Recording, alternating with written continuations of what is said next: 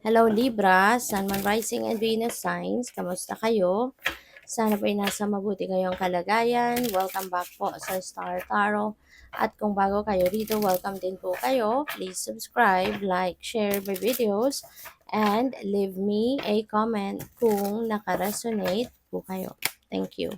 So, first card, bumaliktad na si Empress, which is really good. Sitting pretty siya, mukhang yayamanin ang datingan niya, 'di ba?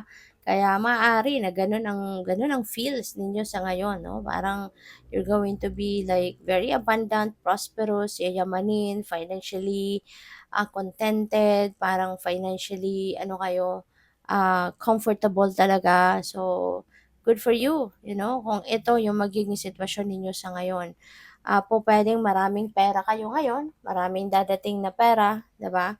Magiging ano kayo, financially, free, 'no? Maraming perang dadating, so maaaring gano'n ang ganap, kaya good for you.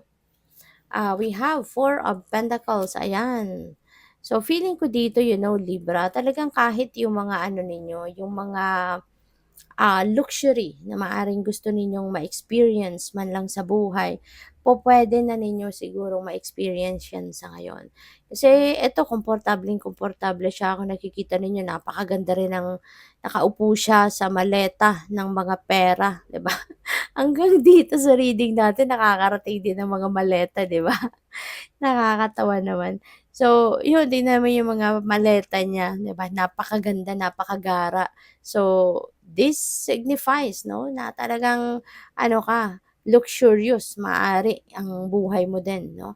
So, siguro marami talagang pera ang dadating. So, take care of your money, okay? Manage your money wisely para magtagal pa yung pera mo, para mas maparami mo pa 'to instead of, 'di ba, magastos ng kunyari one day millionaire, 'no?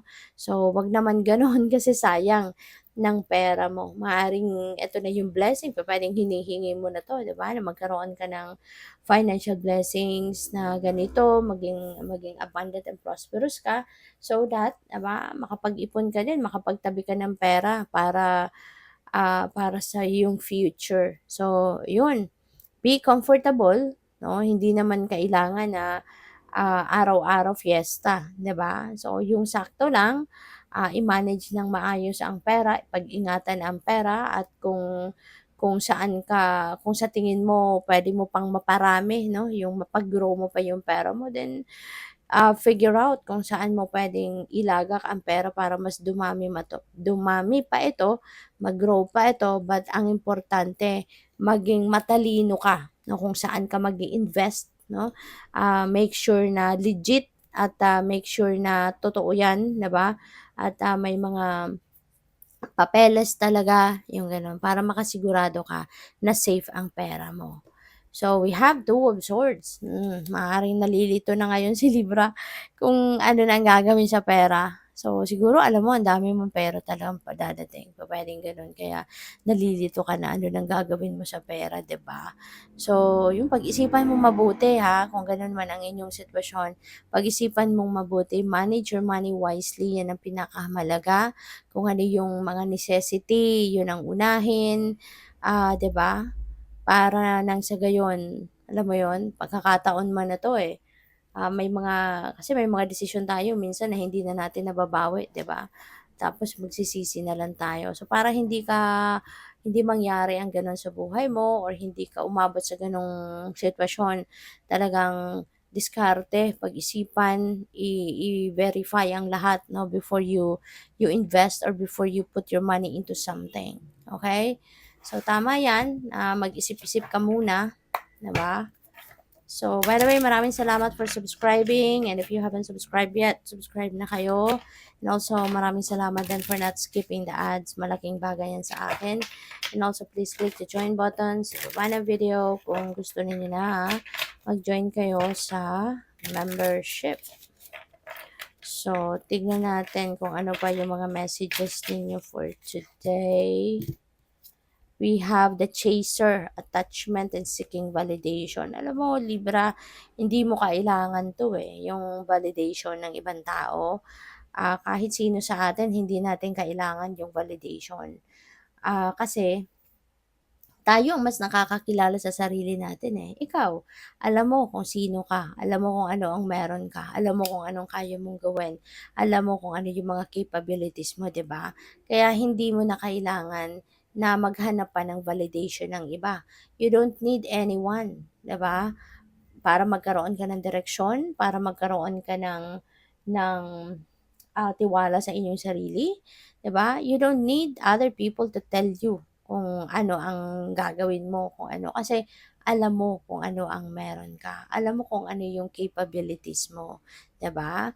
Ikaw yung mas nakakakilala sa sarili mo higit pa kanino man or kung sino pa man sa paligid mo, 'di ba?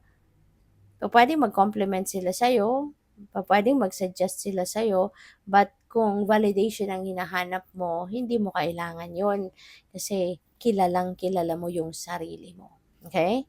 So, you know, what you are capable of doing. So, we have healing, self-care, ayan, Libra. Ito din ang pinakamahalaga na kailangan mo ding asikasuhin, 'di ba? Yung healing.